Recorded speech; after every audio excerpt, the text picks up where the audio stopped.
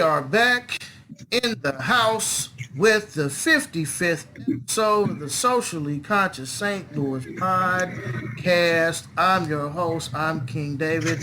I'm in here with my co-host and my best friend, Lady R. Corals. How you doing today, Becky? I am doing great. All right. So on the Black Panther side of the game. All right. Hey, wait. I feel that over here eating your sushi. Oh, Rebecca, where you be? We have so much sushi. We think you come in. You not come. All right. Who spend big money? We done got a weed. And it's been a while since we done a podcast, nigga. Why haven't we done a podcast? Would you like to explain yourself, Rebecca? That has nothing to do with me. Everything to do with you. They were like, I don't feel like it, man. Ain't anybody talking about nothing. I got to work, man. It's hard when you know how it is. When you want a business, I got a business. Do you got a business, Rebecca? Huh? That's all about right, bro. That's all about right. Nigga been tired. It ain't nothing really work that I feel that I really had a passion to talk about. And, you know, popular culture moves by so fast. So it's just like 1 minute it's popular, the next is not. And by the time you talk about it, it's not really popping no more. And I don't care to talk about it. I.e. Tank. Sugar in his tank. We're not here to talk about Tank today. We're back with the 55th episode of Socially Conscious St. Louis podcast. But who should be joining us? He said that he is all game for a podcast. People have been asking me, Dave, what are you gonna do? You like your commentary? Hey, when I get to it, I get to it. And today we're gonna get to it. We got some heavy topics today. How have things been going with you, Rebecca? Have you finished your call center book? It is finished. I'm actually hosting a giveaway for it.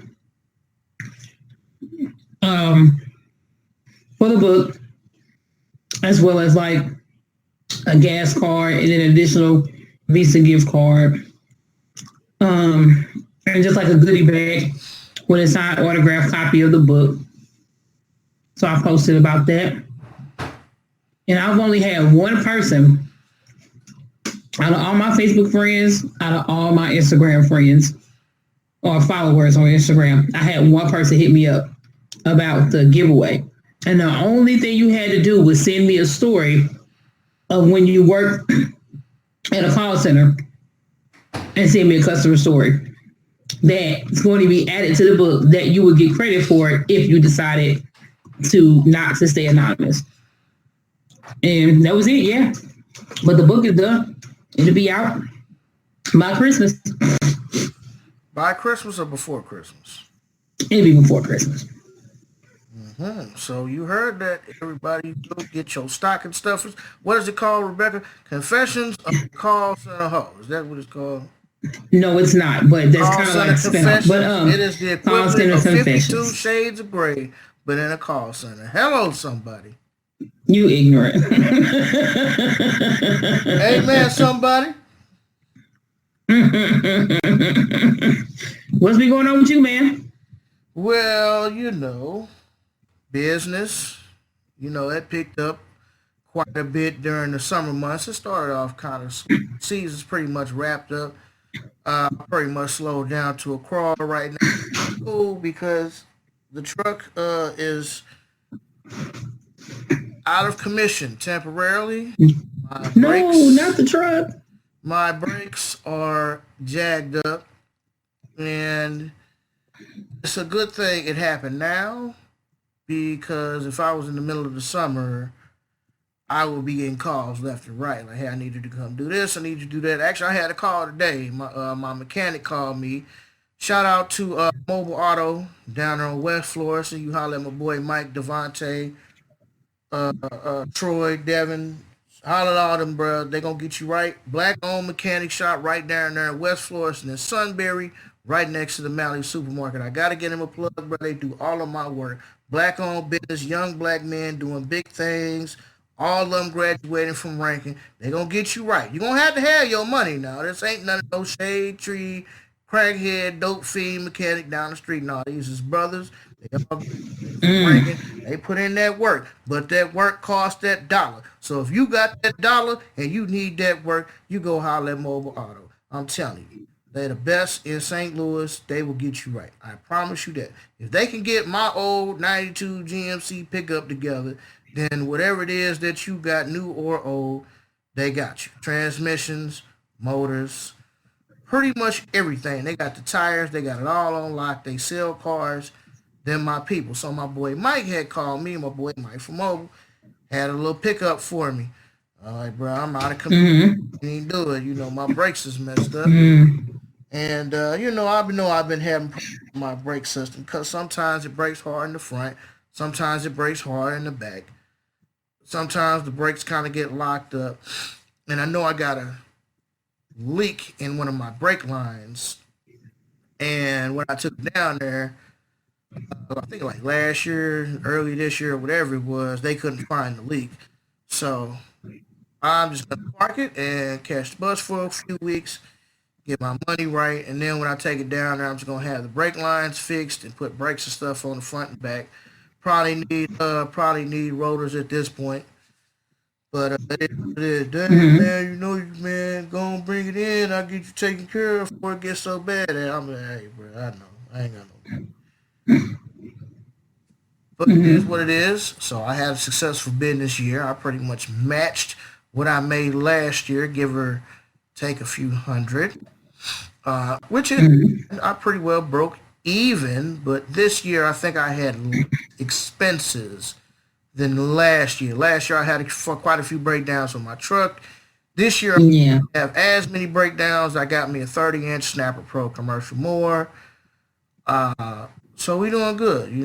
Last time we've been on the podcast, I'm booed up now. I'm booed up on the LMI side of the game. So, Boot up and my yeah, so I'm booed up now. boot up. And it ain't with Kim, because Kim can do whatever Kim does. Hallelujah. Oh, yeah, it's Thank funny. you, This wasn't even on the Jesus. topic list, but it's funny how people kind of sense that you're talking to somebody else, because then they be popping back up like, hey, what's going on? How's David doing? I think you should ask him. Well, you blocked me. All Well, right. I guess you got your answer. I said it's mighty funny how when you talking to somebody else and you happy, it's something about your exes. They got their radar. I be like, this motherfucker without me.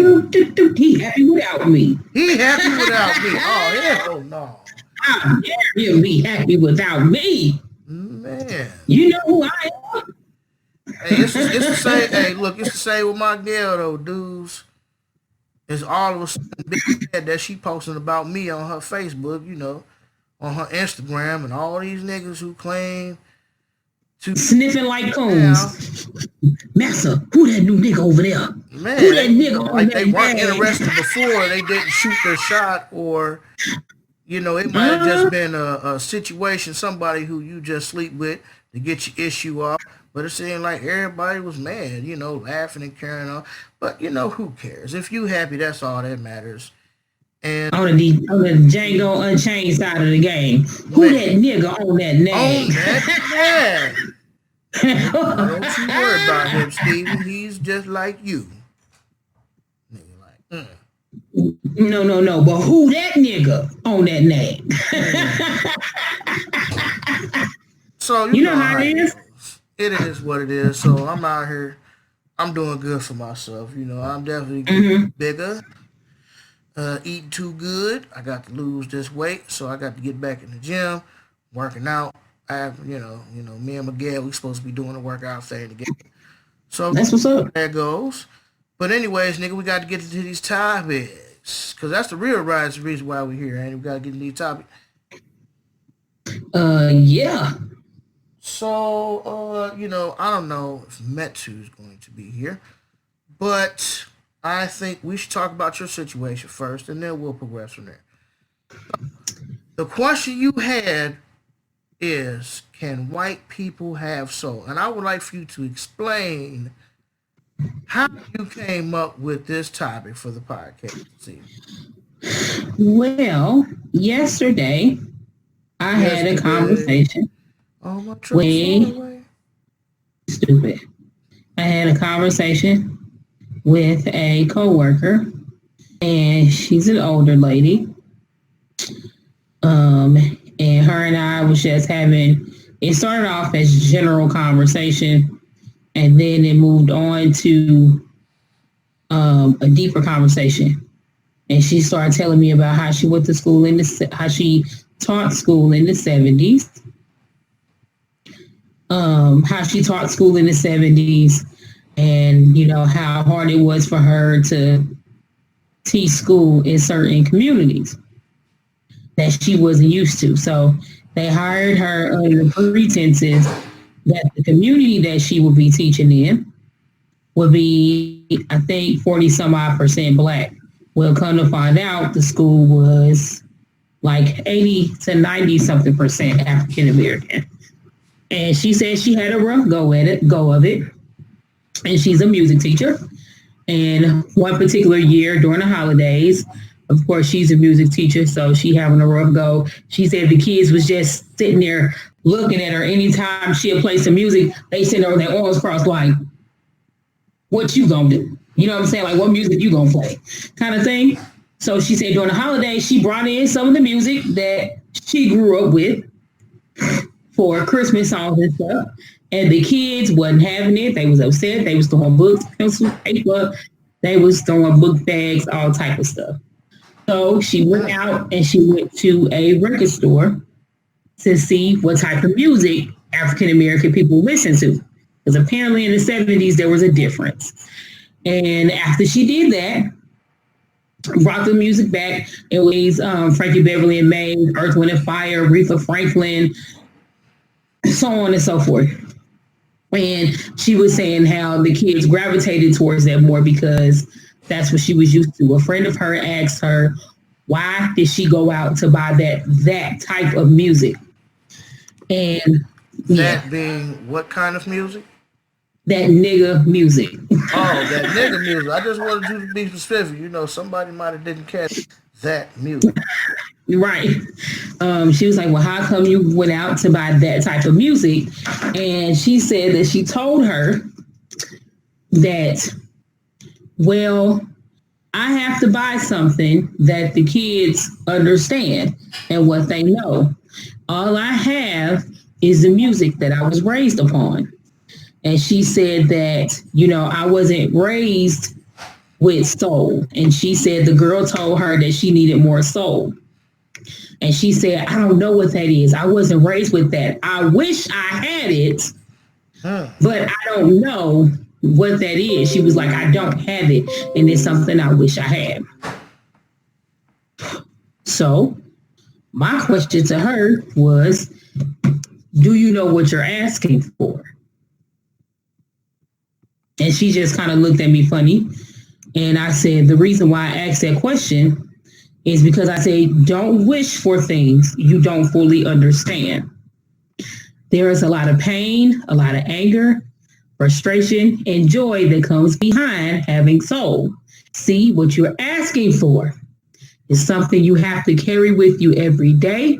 It's something we were raised in. We were born from it, out of the ashes of our ancestors. And being black and having soul comes with a lot of responsibility. It carries a great responsibility. Are you up for the challenge? And she looked at me. All she could do was cry. She was silent. And then you just seen tears streaming down her face. And my response to it isn't to make you feel any kind of way. However, I have to tell you the truth. Being black comes with great responsibility. Everybody want to be a nigga, but they don't want to be a nigga. You want our gifts, our talents, our culture, what it means to be us, but you don't want to be black. Not at all. I'm like, that's why you can sit there and say, I wish I had soul, because you can cherry pick from our talents, but you still get to be white at the end of the day. Mm-hmm. You still get to be white. I said, so And that's why I say I'm not saying this to make it seem as if you said it in a derogatory manner. However, I have to be honest about this. You can say, "Oh, I wish I had soul," and with the greatest of intentions, in an innocent way. But at the end of the day, you still get to go home and be white. Metu. Peace to the God, brother Metu. Dang. Peace to the God. All right, so that was pretty much my conversation with her yesterday. Question on the table is, Metu, can white people have soul? And Rebecca just got finished explaining that she was talking to this old white lady, and she was a teacher in a majority black classroom, and the Christmas music that she was playing was some boo-boo. So she had to bring in some Temptations and some Frankie Beverly and whoever else. And her friend asked her, "Why are you playing that type of music?" To which she responded, "This is the area that I'm in. These kids aren't responding to anything else. This is what it is." And one of the kids made the comment like, "Why don't you play some different type of music? Something with soul." And the white woman was like, "Well, I don't have soul. I wish I had it, but I don't."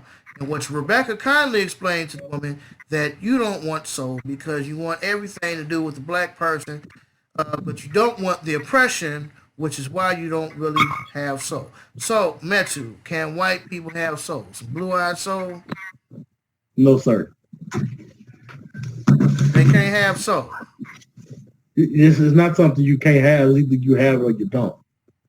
So are you telling me that because their pineal gland is calcified, they don't have soul? I hate you so much. I hate you. Because they're born melanin deficient is the reason why they don't have us. They don't have a rhythm. See, soul gives you rhythm. It allows you to sleep. That's why they got to take melatonin pills so they can get them some sleep. So, no, they don't have a soul. See, my thought process on that was you want the gifts and the talents, but you don't want the struggle that comes behind it. In order to have that level of soul, you would have to be black and go through the experiences that black people go through in order to have that soul. Just the fact that they are melanin deficient. Once you're melanin deficient, you're void of a soul. That's just how they ain't about not liking somebody or not. That's just what it is. They just don't have it. I mean, they would love to have a rhythm. They just don't. That's why every time they dance, they have to choreograph. So that's what, like, it was a movie, a documentary that came out called Rise. A lot of white people didn't like it because black people innately have this ability to dance and have this rhythm because the kids was like, last thing they thinking about is having sex or fighting. They're not thinking about no kind of violence, but they say it in there, it's either you have it or you don't. And white people just don't have it. That's not saying anything bad with them. It just when you don't have it, you don't have it. I think majority of white people don't have soul. No white person has it. And when you don't have melanin, see, melanin comes with a package of things. Right. And when they have melanin. Have Let's be clear. They have melanin. They have a different melanin than what we have. They have a small amount of melanin. They have what's called theomelanin or something like that. But right, they have a small amount of it, but it's not enough to say, okay. Just melanin also dictates what you do as a people. What they have done shows no compassion. Melanin means you have compassion, means you have love, concern, empathy, sympathy of other people. See, black people, we are what's known as, we are xenophobic. White people are xenophilic, meaning they're afraid of strangers. We embrace strangers because of the melanin allows us to unify with other people. White people just don't. That's just them. Ain't nothing wrong with that. Like I said, there are a few whites with soul. They was probably raised around some black people, or they're just genetic abnormalities. Well, if a white person, if you're saying that a white person has a soul, what you're saying is that's not a white person. Okay, I'm not saying that. You're saying that. What I'm I saying have a is question. What I'm that saying there's is always an exception to the rule. There are no absolutes. So, like I will stand behind There. my comment, I think there are a few, just a few, not many, just a few white people who have soul. name a few that we can point out. I have a question. Question. Are we talking about a soul, like a person has a soul, or are we talking about like soul, like rhythm and blues soul type of thing? I'm just trying, So, because I keep hearing there's Metu say a soul, but then I'm like, I hear David talk about something else, so I'm just trying to make sure I got it right. there's a difference between a soul and a spirit. Everybody have a spirit, but not everybody have a soul. Soul shows compassion. Shows means that you have empathy. So the soul shows that you care about people. These are soulless people, and there's nothing wrong with that. That's just that's how they genetically made up. I've never heard that concept before. I'm going to have to take research on that. I've never heard of that before. Moving on, Brother Metu, have you seen the Harriet movie? Have I seen what? Have you seen the Harriet movie? No, I've been hearing. I want to see it. No, I have not seen. I want to see it. Okay. Have you seen any trailers or previews of Harriet? Yes, I've seen trailers and previews of it. Okay. Based on, clearly I'm the only one here who's done the research to see the movie. But Yeah, because he got into it with a tizzy with one of our friends. You always got to do something, David. One of your friends, shit, I was going off on people in the comments section when they had the little video watch list on Facebook, and all the black people is just joyous. Oh, this is the greatest movie. Oh, we took our whole classroom and filled full of children. I'm banging on that. I said, you're doing your children a disservice. I just didn't have a desire to see it. I probably won't see it. Yeah, I saw it for research purposes. But before I go in, I would like to hear your honest opinion of the trailer. Then we'll go around, and then I'll get into what actually happened in the movie and what I think of it. Well, I like the trailer, but I know the trailer is not gonna show a lot of things that the movie's gonna show. But so far it looked good to me. It was very well advertised. I haven't seen. I will go see it, but the trailer pulls you in. You got to understand the purpose of a trailer. Right. It's I mean, it pulled me in. It did a job. It pulled you in. Okay, Rebecca. That's one pull in. Rebecca, what did you think of the previews of Harriet? When I seen the trailer, I was like, when I saw it, I kind of feel like it's been seen. That's just my opinion. Like, I just felt like it's something that we've seen in slave movies throughout the years when I just wasn't impressed. And I hate to say that, but I wasn't impressed by the trailer. I was like, oh, okay. It's been seen. Am I wrong for that? Like, I mean, some people may feel like I'm wrong. I just feel, again, I can't stress it enough. I just feel like it's something that we've already seen before in the many of slave movies that have come out. I feel like it's something that's been seen, just different actors, maybe. I mean, that's just my opinion. No, that's just the trailer. I mean, I've also heard that Quentin Tarantino will be making a Django Part 2, where Django now actually meets Harriet. So that's going to be very interesting as well. I'm highly disappointed in you, Metu. You say that. Why you say that? Quentin Tarantino with Jamie Foxx as Django and Nate P. Harriet. I'm so disappointed in you, brother. I thought you would stand up and ride for our ancestor, goddammit. Man, brother, you know I stand up for our greatest hero. Brother, I'm disappointed in you, brother. I am disappointed. He brings the vernacular of the time and the real raw violence. That white pipe, a lot of Metro. directors Don't do it. Don't be greasing that white pipe. Now, like I said, when I first seen the trailer. How dare you, brother? I have to say, I'm kind of interested in that if that's the case. Then you better make Harriet the rider of all riders. You better make Harriet come in with an AK-47, just coming in slaying slave masters, if that's what we gonna do. But not that interpolation of what they had Harriet in the movie. Now, when I first seen the trailer, Mm. First of all, her acting was not very convincing from just what I seen in the trailer long before I seen the movie. Mm-hmm. The storyline was very weak.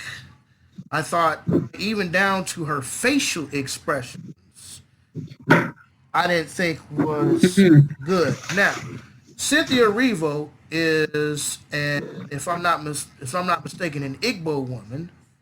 I believe Igbo is Nigerian, the Nigerian overclass. She has said some very disparaging things against foundational Black Americans, and she has co-signed some very disparaging things, about foundational Black Americans. That'd be us. That's one thing that set me off, that rubbed me the wrong way. So, first of all, how can you even embody the spirit and channel the spirit of our great ancestor Harriet? You're not even from this country. You speak down against Black Americans. They had this light-skinned South African woman, Cassie Lemons, who's the one who's directed the movie. Now, when you actually get into the movie, again, once you watch the movie, her acting's not very convincing. Of course, everybody's just so moved. But I mean, it's really just another slave movie. They decided to take a whole lot of similarities with our ancestor story. One being they made it seem like Harriet Tubman had these mystical powers in which she can have visions and talk to God. That's false. Mm. That is inaccurate. From what I understand in the research that I've done, Harriet Tubman was actually hit in the head to the point where it caused brain damage. So I'm not saying that God did not raise her up in order to do those things. I am saying the portrayal of her in the movie to have these mystic vision powers is false. I'm never going to dispute God to one of our greatest ancestors. What else happened in the movie? Their slave master, her slave master was a son of historical record who did not exist. And he had this weird slave master, Thomas Jefferson, Sally Hemings type of incestuous relationship or lust of Harriet Tubman, to the point where he kills this black slave named Bigger Long. First of all, what the fuck kind of name is Bigger Long? That sounds like some bullshit that some white folk came up with. Oh, what's the name of the slave catcher, Bigger Long? Okay, right. So he's a black slaver, and he goes to kill Harriet, and here comes the white savior, kills him so he can save Harriet, who was the slave love of his life. Both characters did not exist. One thing in the movie, they gave her a pistol instead of a shotgun. Now, when Harriet said that she would shoot those who would go back to the plantation, they should have incorporated that. They had one little scene in the movie where one of her brothers or somebody was like, "Oh, he's not gonna make it. I got to go back before I get in trouble," and she pointed a pistol at him. The timeline's messed up. The timeline's completely jacked up. The line is not very good. They kind of showed Frederick Douglass in the movie, but he's just kind of like a background character. He doesn't have like any dialogue. She's just not convincing at all. Like her accent, her acting. When you look in the movie, it just seems like her eyes are just bucking in every scene. Like, oh Lord, Lord, no! The eyes look like she done about a whole kilo of coke. Like her eyes are just bust wide open, like just got them big old coon eyes, just bucking her eyes through the whole movie, like she's scared. I understand maybe the first couple of trips Harriet would be scared, but by the time Harriet did quite a few trips, she was a veteran. And work that wasn't nobody else putting in. And I think they did a complete disservice to our ancestors, very disrespectful, by having this anti-Black American woman play our ancestors and having South African woman direct this. Quite a few people liked it, and I've told them that, you need to read a book because they're like, oh, this is a great historical account of what happened with Harriet, you know. So one of the questions is Harriet, the movie, a good historical buyout for our children to see? It isn't. It isn't. You would be better off taking your children to go see Django than Harriet. At least Django broke free and killed all the white people in the movie. Harriet didn't kill not one white person, didn't get into a tussle, nothing. You know, if you really want to know, read a book or have somebody like a Tariq Nasheed or somebody, a filmmaker and director, to be able to direct a good version of our Ancestor Harriet movie. Opening weekend, according to Wikipedia, thought I had the Wikipedia up. According to Wikipedia, I think it only did like 3 million its opening weekend. If I'm not mistaken, let me pull up Wikipedia real quick. But what's so interesting about her story is they could have done it raw without adding people in it. They didn't have to add no extra people. I mean, just the story alone. Yes, it's they just did. like, how did you like you didn't have to add people when you really read the true story of Harriet. But this ain't a true story, Metu. This is a whitewashed version of our ancestor story.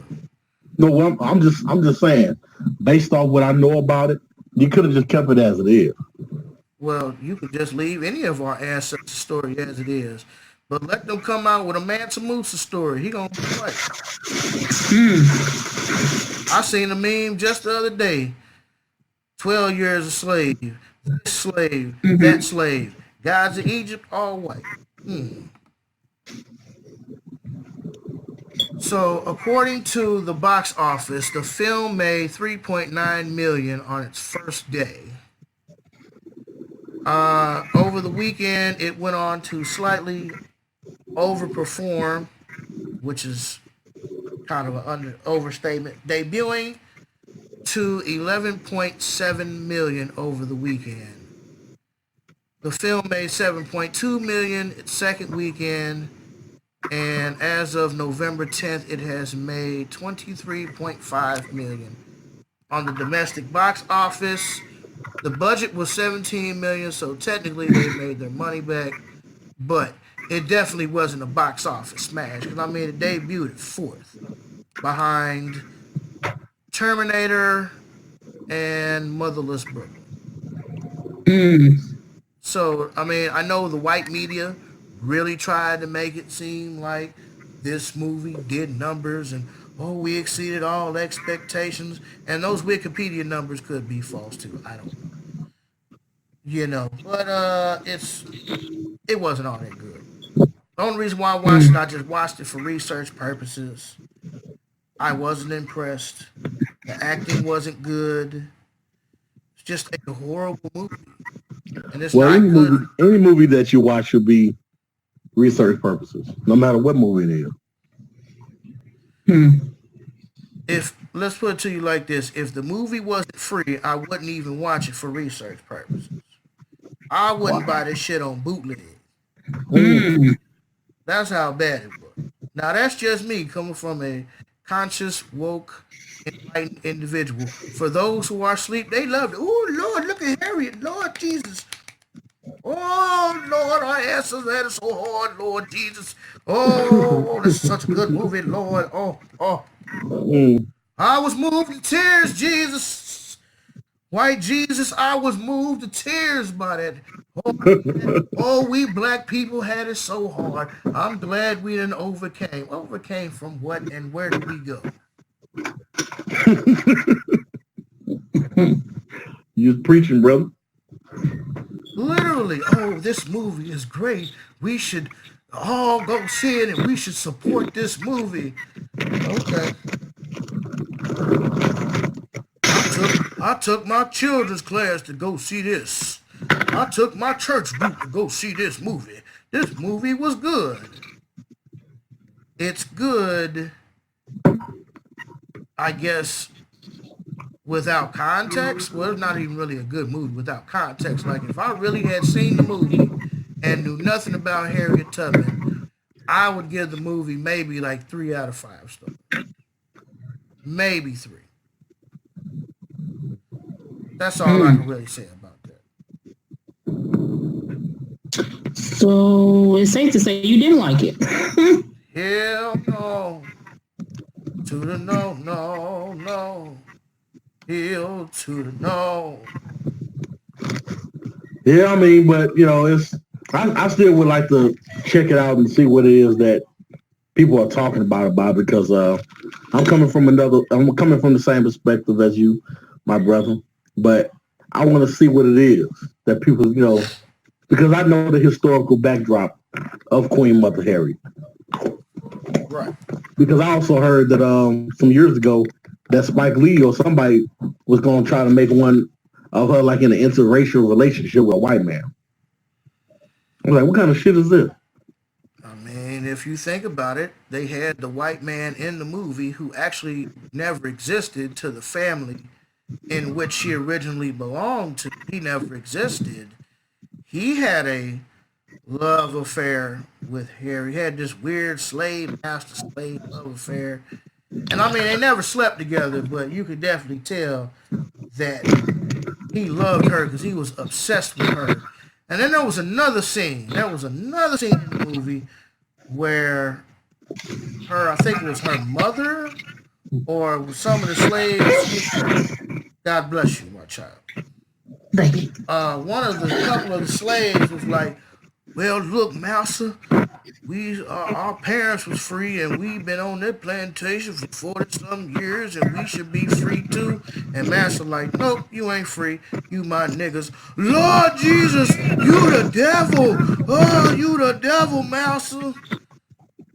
They did that for real, brother? They did, but the only thing is she survived. She didn't get hurt. She didn't get whipped. Nothing. You the devil. See, I see what you're saying. See, the thing is, what she went through and what the people went through, you gotta understand. First off, there had to been so much trauma going on there for you to decide I'd rather walk 100-some thousand miles away. They should have put the trauma that was going on there to give a logical reason why you want to leave. Not just because one day I feel like this ain't the right thing to go through. They went through hell. They should have put all that in there so you can make it logical. Because how you saying is they're not making it logical for her to leave. It's like, y'all was doing so well. Why would you want to go? There was more passion in the whipping of white Jesus Christ than there was in this Harriet movie.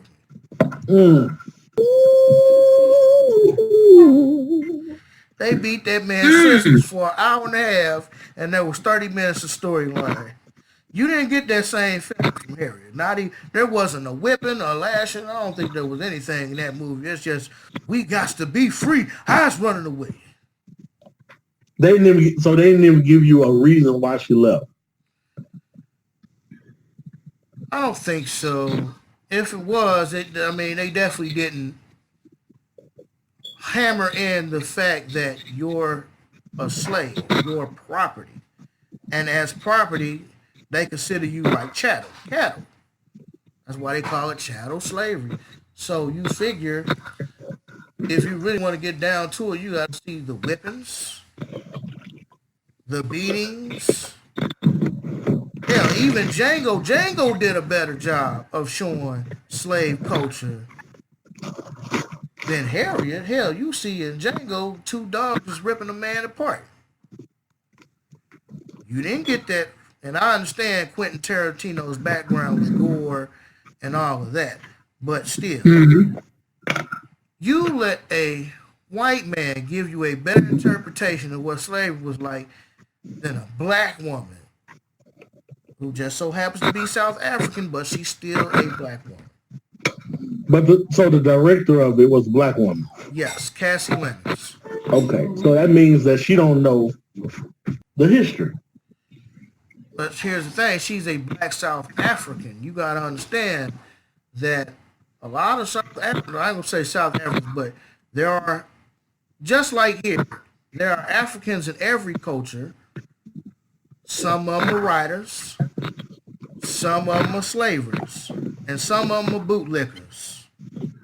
Africa, the great continent, is no different. You got quite a few bootlickers and slave masters in Africa. Now, either she's a slave master What or I'm a looking at is bootlicker. that I think it's still wrong for them to have a black director from South Africa to direct a movie about experience here, because it'll be no different than one of us directing a movie about what happened to them in apartheid in South Africa.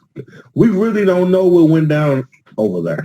But they We know said, the same system was in effect, but we don't know what really happened. We can't put our emotions into it because we wasn't there. now I'm glad you brought that up, because they were saying like, well, Morgan Freeman played Nelson Mandela, and Jennifer Hudson played Winnie Mandela. What you say to that, Metu?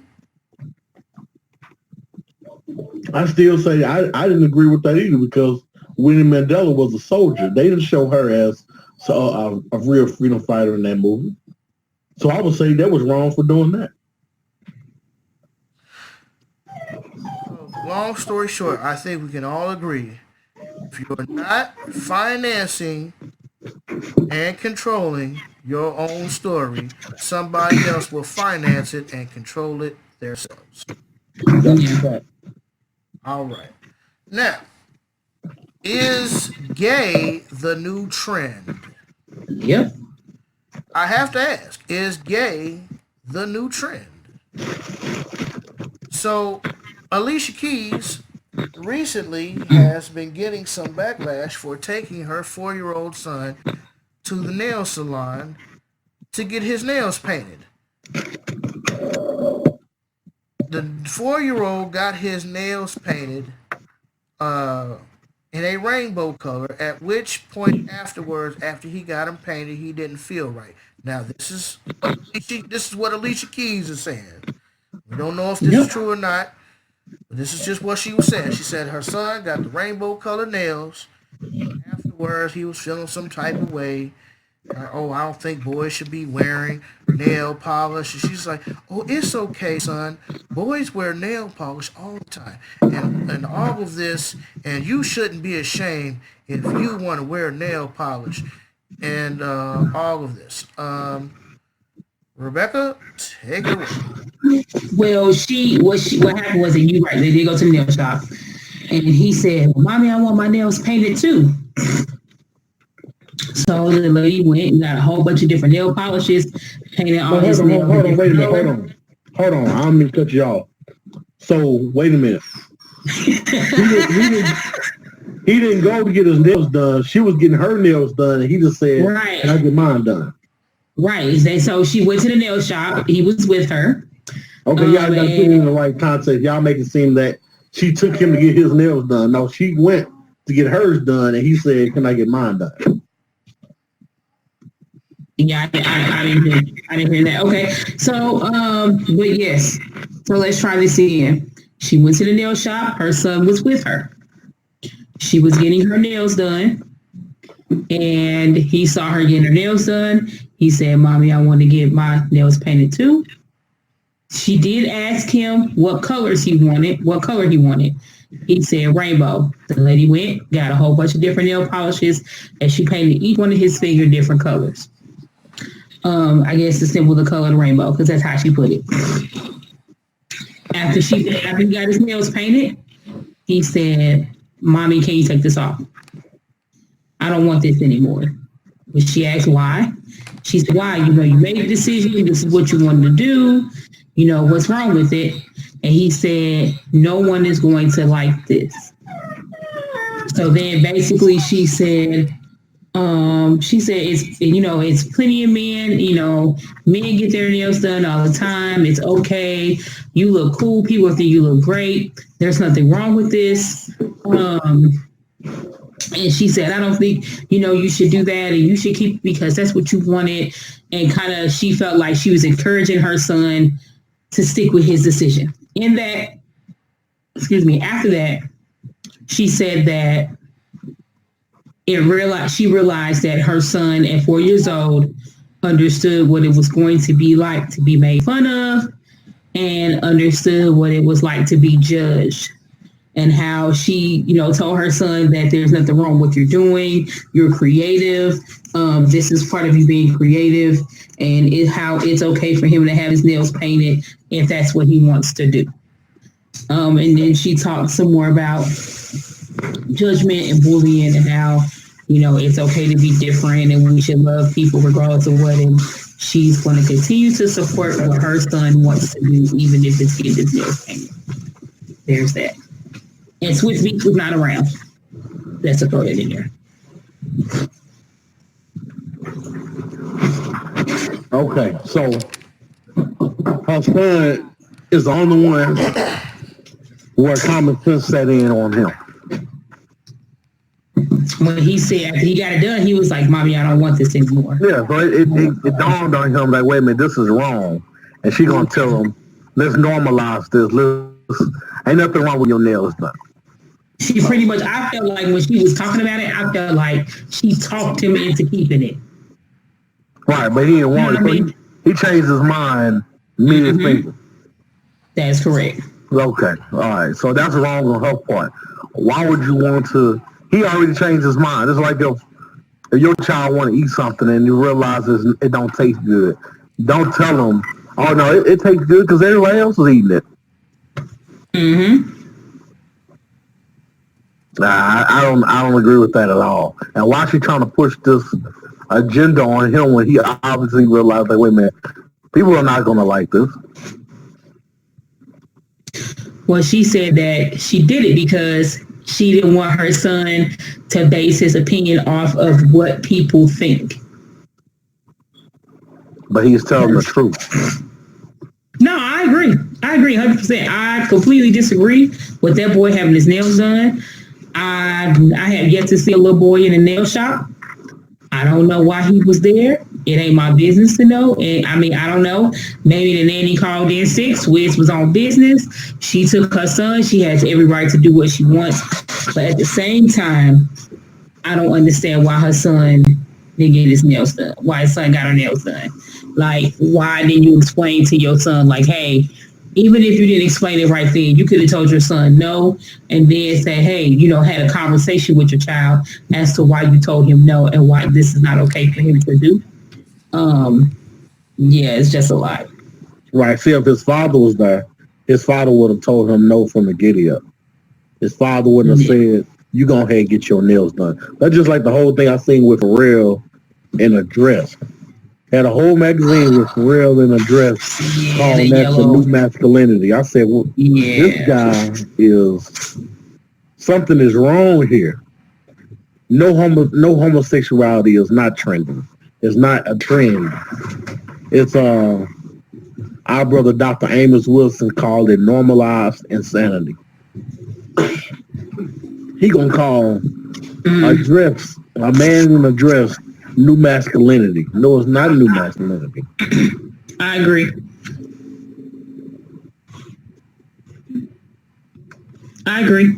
Yeah, see, they're pushing this homosexual agenda because they know that if a man if a man gets with a man and a woman gets with a woman, you kill off the generation. Now you have you're in a state of genocide. And I remember some years ago, I caught a lot of hell. I tend to do that, but whenever I say something, it's not with malicious intent. So I heard it was a phrase. It was from years ago. It was a phrase that came out that says, "Gay is the new black." And I'm like, nah, I don't like that. Yeah, it was a phrase that said, "Gay is the new black." And I didn't agree with that. So I'm thinking, I don't know too many people. Let me just put out my rebuttal. So I didn't think it was going to really make an impact. And all I said was, gay is not the new black, it's the old white. So people got upset with me. So that just let me know psychologically, this is wrong. Because if I would have connected to something positive, you're like, oh, okay, all right, gay is the new rich. I didn't know that. But when I say it's the old white, you look at that as negative. And you're like, okay, why are you saying that? people tend to brand me with this homophobic. And see, what these people are doing is they're colonizing words. They colonize the word pride. They colonize the rainbow. They colonize the word gay. And they want to colonize the word homophobic. Phobic is fear. I'm not afraid of homosexual, but they're trying to say homophobic is you don't like homosexual. That's not what phobia means. It means afraid of. It's just like the movie that came out called Arachnophobia, a fear of spiders. I don't have a fear of homosexual. I have homosexuals in my family. Most of us do. I'm not afraid. I just don't. I have, matter of fact, I have killers in my family. I'm not afraid of them, nor do I hate them. I don't like what you're doing. I love you, but I don't like what you're doing. You're hurting people. Yeah. When it comes to a killer, when it comes to someone homosexual, I don't hate you. I don't agree with what you're doing. I'm not saying that you can't come around that I don't love you. My brother is gay. Yeah. But I have to watch you. My thought process when I first saw it was no woman, in my opinion, who is married to a man, whether you married or not, well, for her situation, no woman who is with the man and they have a son would do that if they had respect for their man. Well, okay. I love what you said. I've seen recently that Gabrielle Union let her son wear a dress. Yeah. Dwayne Wade had a caption on his IG that said, "My girls." Yeah, I saw that. One of those is a boy. Right. So here's the thing, man, too. I will agree with you saying that it is normalized insanity, but I'm also going to say it's a trend. It's definitely a trend. It's a growing trend. Because I feel like if you can claim gay, whether it be you, your child, or I was just gay temporarily, I was just trying this out, but if you can incorporate gay into your lifestyle, you're going to get more, I guess, fans, especially when it comes to celebrities. You know, because here's the thing. I've never heard, I don't believe Alicia Keys' story. I don't believe her 4-year-old said that. If she did force him to do that, like I've never heard a 4-year-old say those things that she claimed that he said, talking like he a grown man. I don't believe it. It sounds far-fetched. I've never heard 4-year-olds talking like that. So either she's lying in her story in regards to her son, or this whole thing is made up. Or maybe she forced her son to get his nails done. I've never really heard a 4-year-old say, "Hey, I'm gonna get my nails done." Well, I mean, that depends on the environment, because I've heard little boys say, "I want to play with that doll."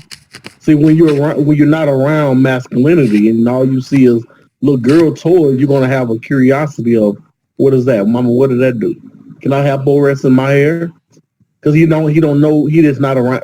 When you're not around boys, you don't know what it is to be a boy, maintain being a boy.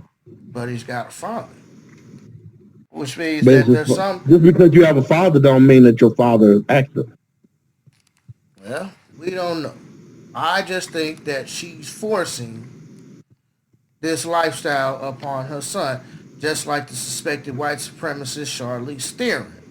Right. You may know her from movies such as The Avengers. Her child, her oldest child, actually both her children are black. Just wanted to put that out there. Her oldest child is a male child. And this male child, she has been dressing, treating, and acting like a female child since she's had the little boy.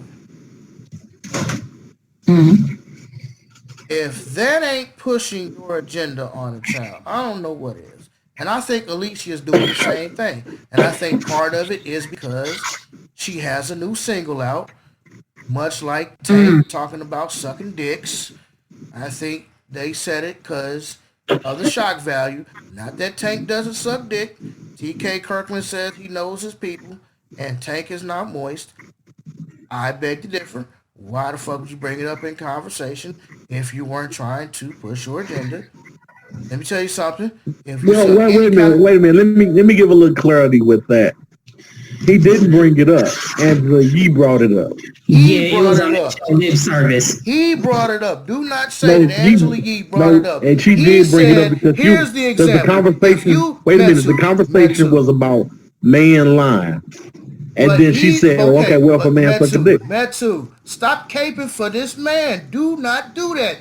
I'm putting it in context, brother. He the one that said, if you suck I know what he said. I'm putting things in context. I don't agree. Make you gay. Who thought that shit up? Who thought that up? I'm not agreeing. I'm putting the things in context. Agree. He's just trying to put it in context, like the whole everything and not just a piece of it, I guess.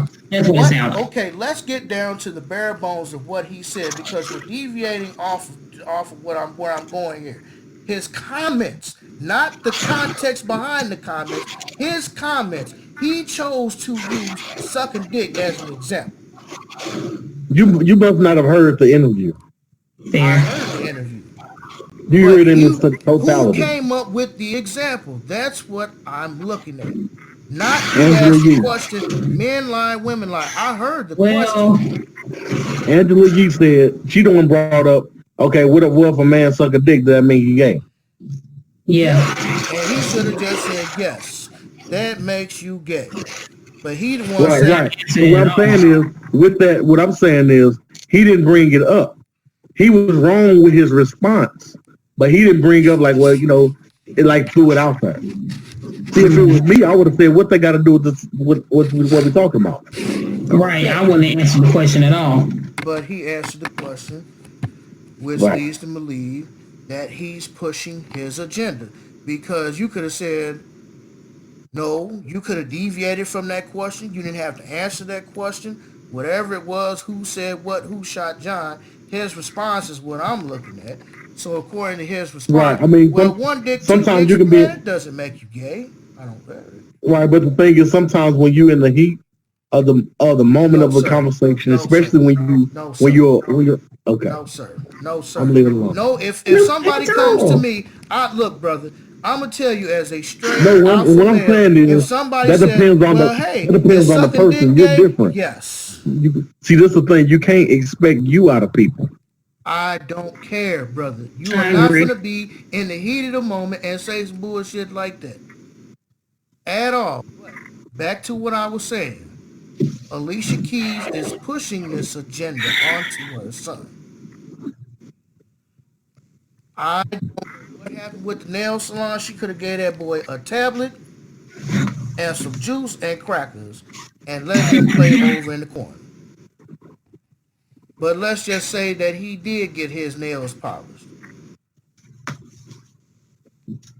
No, a 4-year-old is really not going to request getting his nails polished. What if he does? Let's just say he did. Hey, Mom, I want to get my nails polished. What is your response? What should have been her response? No, son. This is for women. This is a woman's thing. This is not for little boys. Little boys should do X, Y, and Z. Now, if you're gay, if you feel like you were born gay, whatever your situation is, hey, more power to you. If you're gay, be gay. But don't try to push your bullshit on everybody else, especially these kids, these young, impressionable children.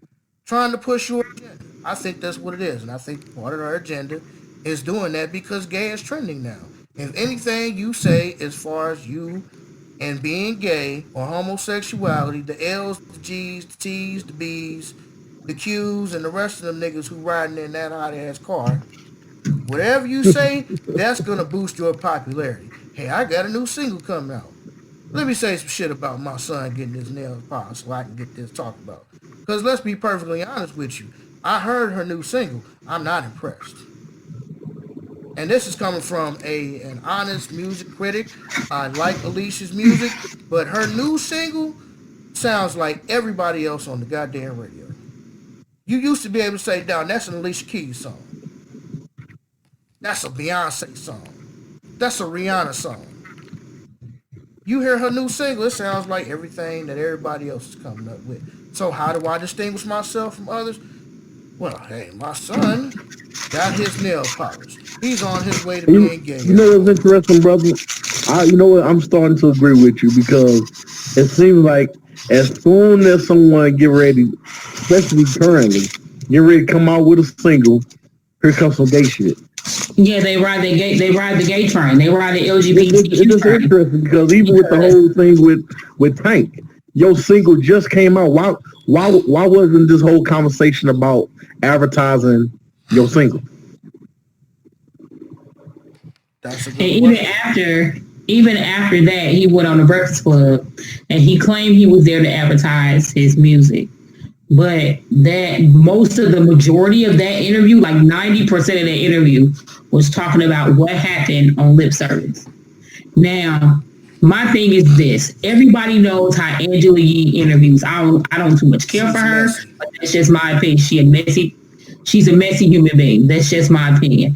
However, they know how she interviews. Angela Yee talks about sex all the time. You would think if this chick likes sex just that much or she don't get it enough. But no matter who comes on the show, whether it's the Breakfast Club or whether it's lip service, she talks about sex or makes sexual jokes all the time. And they know how she interviewed in regards to, like, she always setting somebody up for failure. The only reason why Charlamagne the God and DJ Envy don't really get caught up in that is because they know how she is. I think as far as Alicia Keys is concerned, my opinion still stands.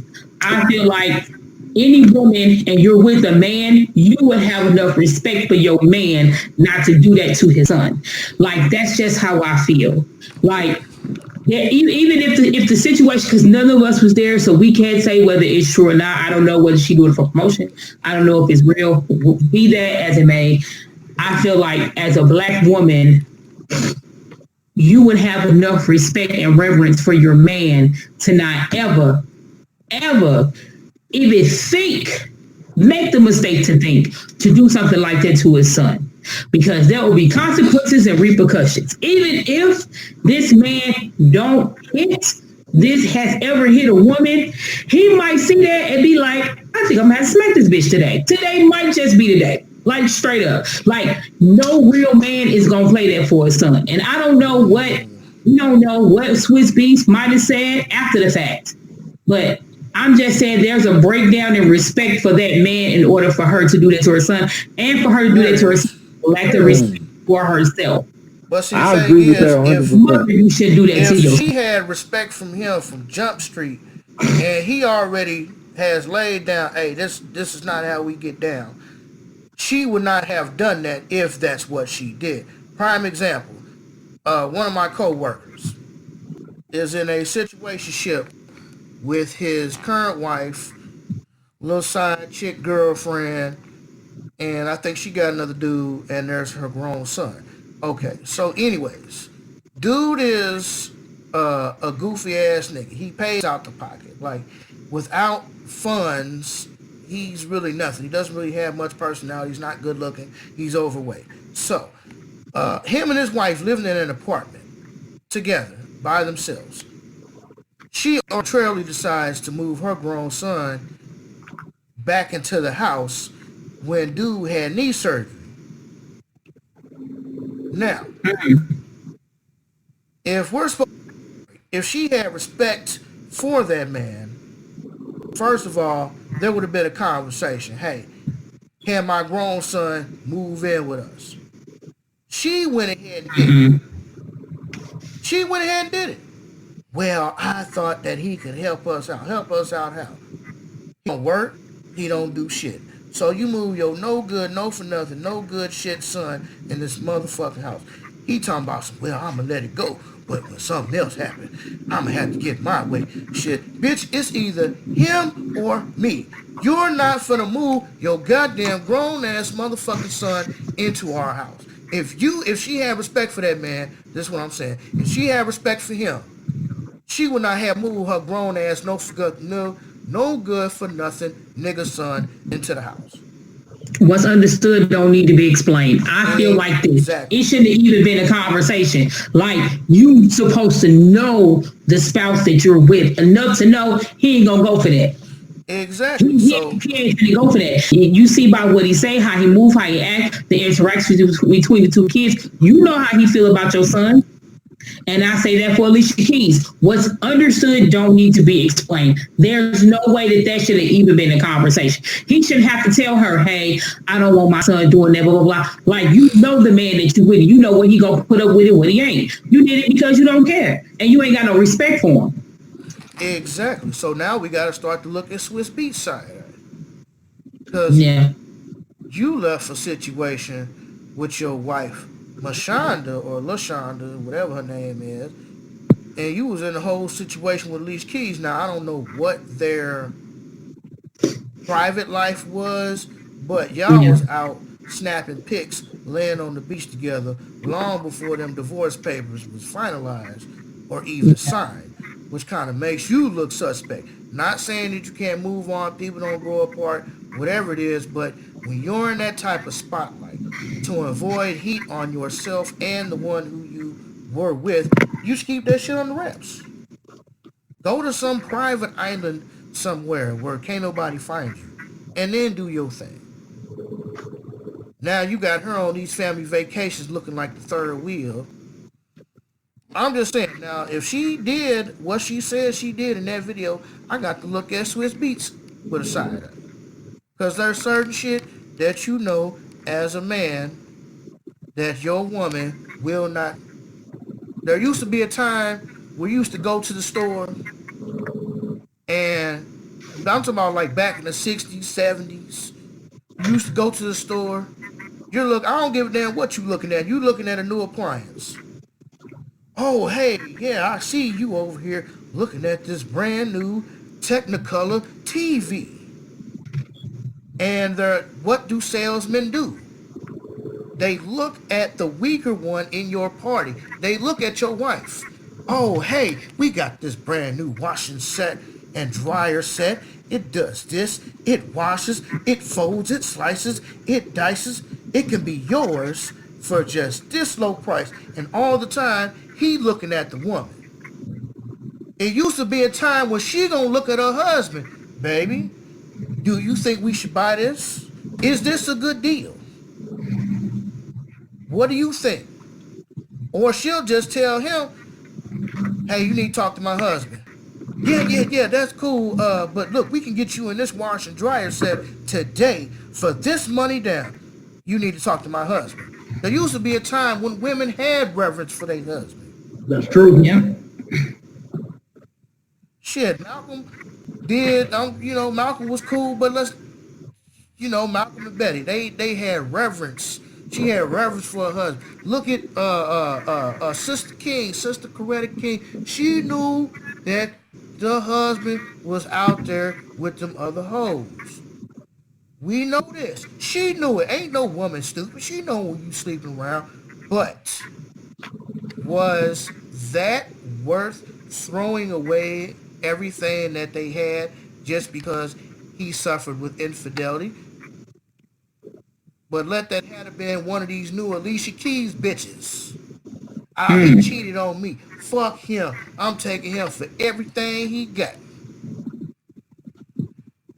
I'm not saying that does not exist, but we need to do better as both men and women. Men got to step up and be men. You got to stop laying up underneath your woman, playing the game all day. You got to go out, do something, make something of yourself.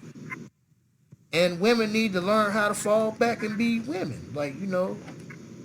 And it's so hard these days because everybody be like, I could do everything a man could do. You can do everything a man can do, but you're not supposed to do it in a way a man is supposed to do it. That's true. And I don't want to tell you the truth. Ego does not mean even like with me. Even like with me, I understand what you're saying. It's like, hold on. Okay. Give an example. Like, I know how to braid hair, gardener. I know how to sew clothes. So that feminine aspect of me, I'm pretty much in tune with. But when I get with a woman, I relinquish that to her. I'm not going to be like, I can do it too. No, I'm going to relinquish that to you. So all these masculine things that you do as a woman, you should be able to relinquish that to me as a man. Because I can't treat myself as I'm with, I can't continue to live life like I'm single when I'm with someone. True. Yeah, they might as well be roommates. That's true. And has a point. Like, what are you here for? And I am learning that now myself as I am in a new committed relationship. I am learning that. Being in each other's space, allowing myself to fall back like I ain't got to do everything. I can accept help because she's willing to help. And I have to be willing to accept her help that she is willing to give to me. Because she Yeah. could be putting her time and energy into some other nigga, but whatever it is she sees in me, she wants to put her time and energy and resources into me. Mm-hmm. So, last but not least, Yeah. before we get out of here, we got to ask the question, why can't blacks just pull themselves up by their bootstraps? Is But black on black crime a direct result of white supremacy? And Mm. what led me to this topic, I was having a conversation with a brother, Christian brother, and Mm-hmm. he's a good dude. Don't say anything bad about him. He's one of them type of people that once he get his mind set on something, he's like a bloodhound. He gonna stay to it and he gonna stick with it, and that can be good, and that can be very bad. You know what I Mm-hmm. mean? So, but we was having conversations, and I said, well, black on black crime is a direct result of systematic white supremacy. Prove me wrong. He replies, all crime is a direct result of choice.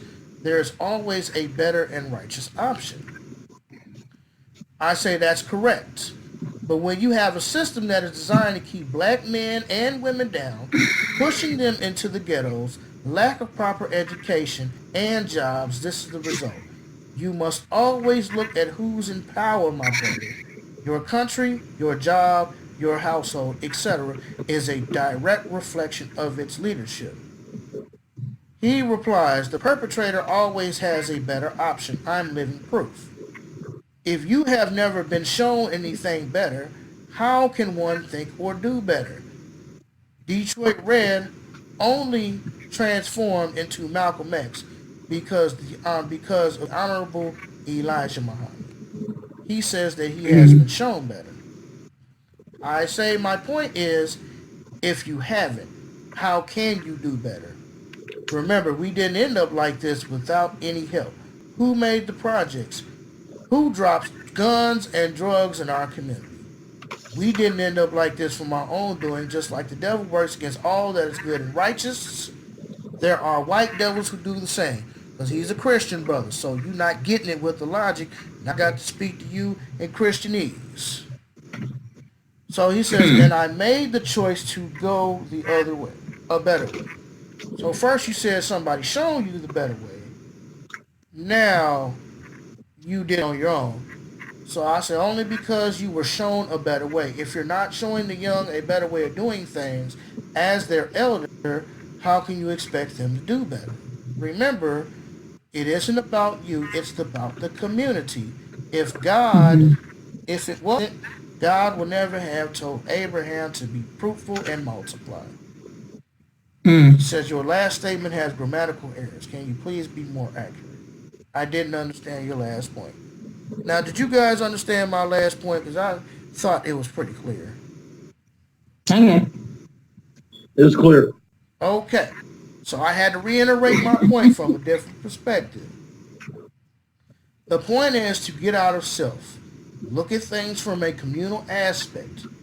A few people in our community will rise without much help, but the majority will not. It's your job as an elder in our community to show the young a better way of life and understanding.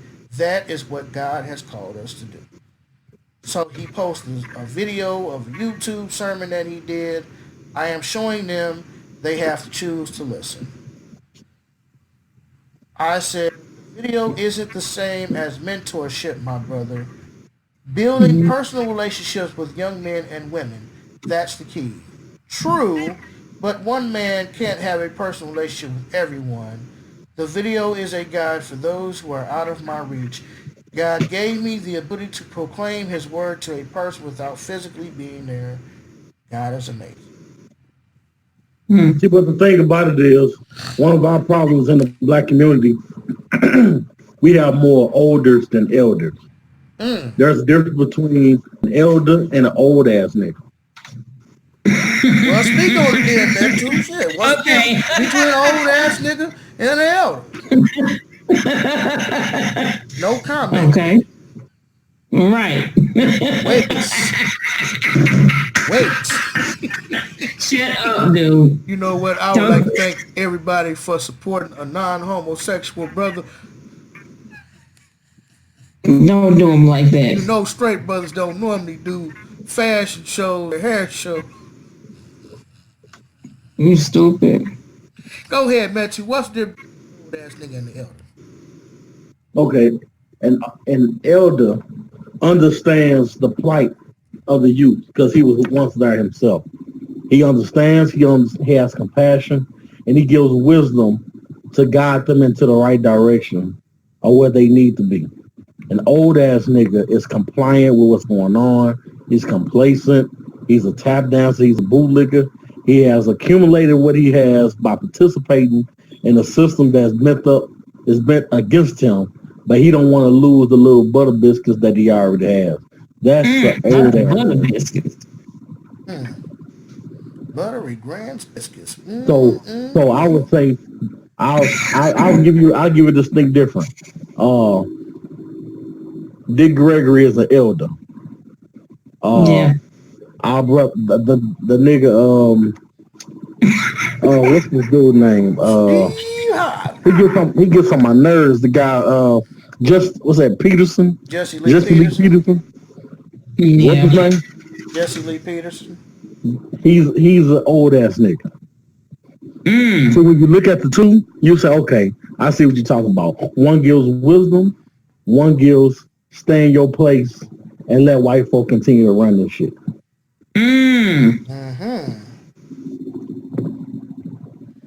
That's between the elder and the old ass nigga. We got too many old ass niggas and less elders. A lot of times we gotta look at our youth as elders because eldership don't mean old. It just simply means there's someone who has wisdom, knowledge, and understanding.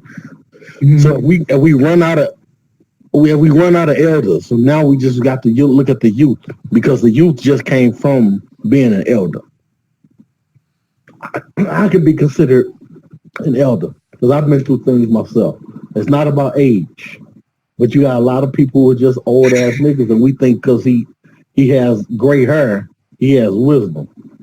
Nah, he had gray hair because he has stress, he's paranoid, and he know that his time is coming where he got to reap the benefits of the blood that he allowed to shed on his watch. So the question is the old ass nigga. The question is, Metu, can black people pull themselves up by their bootstraps? And is black on black crime a direct result of systematic white supremacy? Because it black on black crime what you're saying, brother. Black on black crime is an effect of what you said. Yeah, I agree. Can black people pull their bootstraps up? Yeah. But as soon as we pull our bootstraps up, we have to understand that we're going to have to put our hands, feet, brick, stick, whatever, on the face, back, and throat of this white man. I think black people can pull freedom themselves up. Freedom is not free. And as long as you're living in a system of racism, white supremacy, where it's bent on you being down, once you get up, best believe there's going to be a fight that comes with it. Yes. Yeah. So, is black on black crime a direct result of systematic white supremacy? Yes, it is. I agree with you. Yes. Because I would say that the elders have been taken from the community. And now you have the old ass niggas who just, I got mine, you get yours. There's no mentorship. There's nothing out there. Nothing. Like not even a good positive male role model. Hell, or female role models for that matter. We just seen the sister who, not to disparage her, but she is doing what the slave master has did to so many of us. She went to school after her son was acting out, and she beat him and got all in his face, cussed him out, called him all type of bitch niggas and shit. Not to disparage the sister, but if she had an elder in her life to walk with her and explain to her what these things was going on, I do believe that their situation would have went much differently. But because we don't have that, we have black on black crime. We're not talking about crime. Crime is crime. There's always going to be crime. Anytime you live within close proximity to one another, there's going to be crime. That's not what we're talking about. We're talking about the constant banging of black people on black people instead of black people on everybody else. Can black people pull themselves out by the bootstraps? No. Because like the ancestor Dr. King said, how can black people pull themselves up by the bootstraps if we don't even have boots? That's not to say that we don't have other resources. But the good old adage of pulling yourself up by your bootstraps, I don't think we got it. I believe we can. As I said before, we can pull ourselves up. We just have to know that there's a fight that comes with that. We can pull ourselves up, yes, but you need something stronger than some bootstraps. No, I'm saying, no, I mean, it's not about just the bootstrap. That's just the metaphor. Black people can pull themselves up. We just have to know that there's going to be a fight that comes with it. Right, we think we can just pull our resources together, get our money, spend it, shop black, and knowing and thinking that the system is not going to be against you. That all we got to do is just come together and spend our money with one another, buy black, think black, and just be for ourselves, be independent. What do you think the Civil War was about? They declared a whole war because white people wanted to be separated from white people. Now you think by you being a black person, you say, I'm going to be separated from white people. You think there's not going to be a fight that come with it? Someone needs to pull back the pages of history and read it to you. Yeah. Becky? I have nothing to say. I agree. Yeah, I was strictly speaking within the confines of the metaphor because I believe the metaphor was given to us as to say, like, we have to give you something in order for you to pull yourself up. So I would say, I agree. Yes, we can come together and we can do many things, but I don't believe we have boots to pull ourselves up by. I believe we have other resources. I get the metaphor. Just the metaphor doesn't really sit right with me. Because there's like so many holes in just saying, pull yourself up by your bootstraps. Right. Okay. Well, I mean, I understand what you're saying. Say, but okay, so you try to pull yourself by your straps. Straps get cut. The bootlace holes get cut. The boot has holes in it. I think when you say pull yourself out by your bootstraps, it implies that white people give us a little bit of resources and you take that and build them. Yeah. Here, take this. Take these bullshit ass reparations. Alleged, reparations. Here, take this. This is what we're gonna give you. Now do something with it. That's all we're giving you. Give you crumbs just enough for you to shut up. Instead of us going to, let's say, find our own mine, whether it's our own diamond mine, our own gold mine, our own silver mine. How about we just go over here, find something that has not been taken, or find a niche that has not been exploited, and we find that and we exploit it.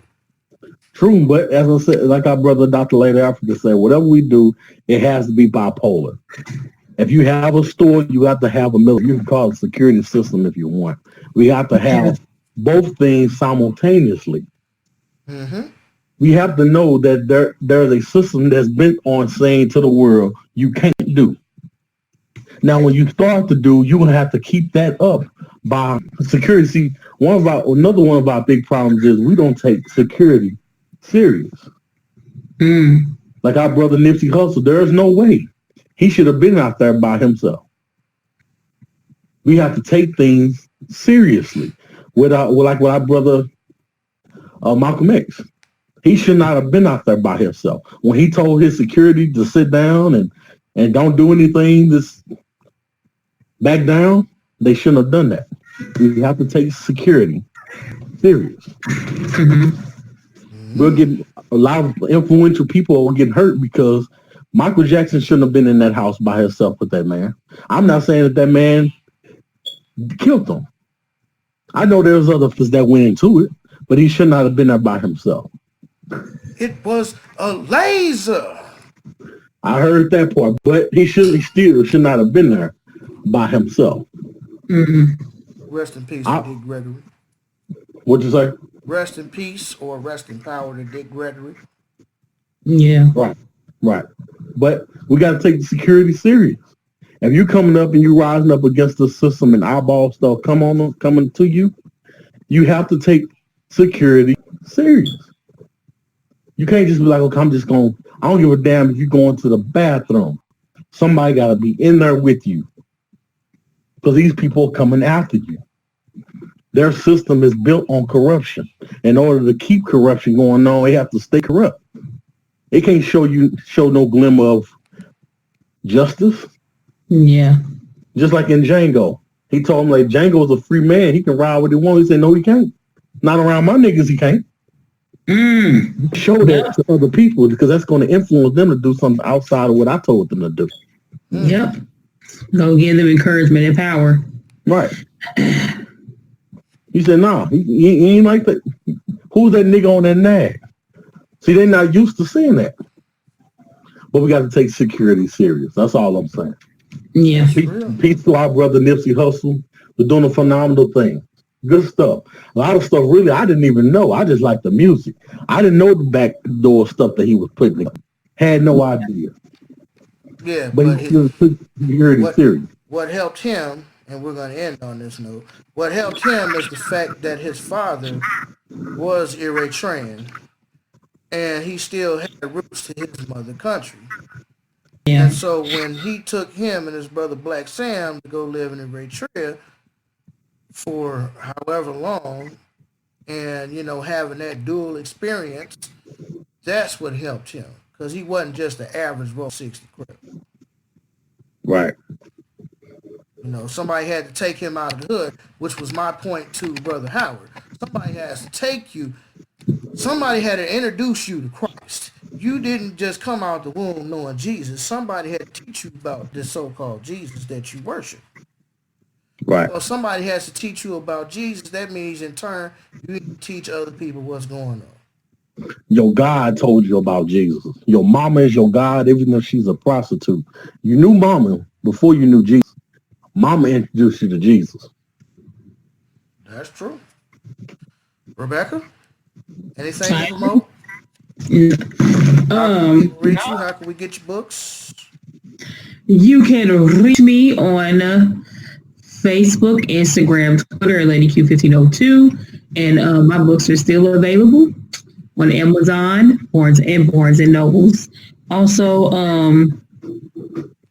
Lulu.com as well. And I will let everyone know when the new book is finished. Well, when the cover is, all the stuff is finished and it's out and published. That too. Do we, okay. On the new flyer business card logo side of the game, same day turnaround, what you got to promote? Okay. You all need a business card, logo, flyer, banner, obituary, any kind of design, no matter what it is. You can always reach me at Facebook at Metujalo, Metujallw, on Facebook, Twitter, and Instagram. Also, you can email me at universal.designs86@gmail.com. Perfect. That too. Long time, man. It's been a long time. No comment. The God always working. You know, I poke my head out every now and then just to see what's going on. But it's our brother Paul Robeson said, no matter what you do, be a revolutionary. If you're a cook, be a revolutionary cook, because the battlefield is everywhere. That is facts. Amen. Amen Ra. Hallelujah. All right. You nigga. Let me see what my name is. Shouty. No, you know, I'm Never do that again. Thanks. King David. This is my podcast. You can go to my website, Moor Lawns. That's MOORLAWNS. STLewis.com. Facebook, Instagram, Moor Lawns LLC. That's pretty much it, name. Peace, love, and chicken grease. It's been real. We'll holler at you, I don't know. Whenever we hop back on here and talk that shit. I'll see y'all on the battlefield. All right. Peace to the God. Peace and blessings, y'all.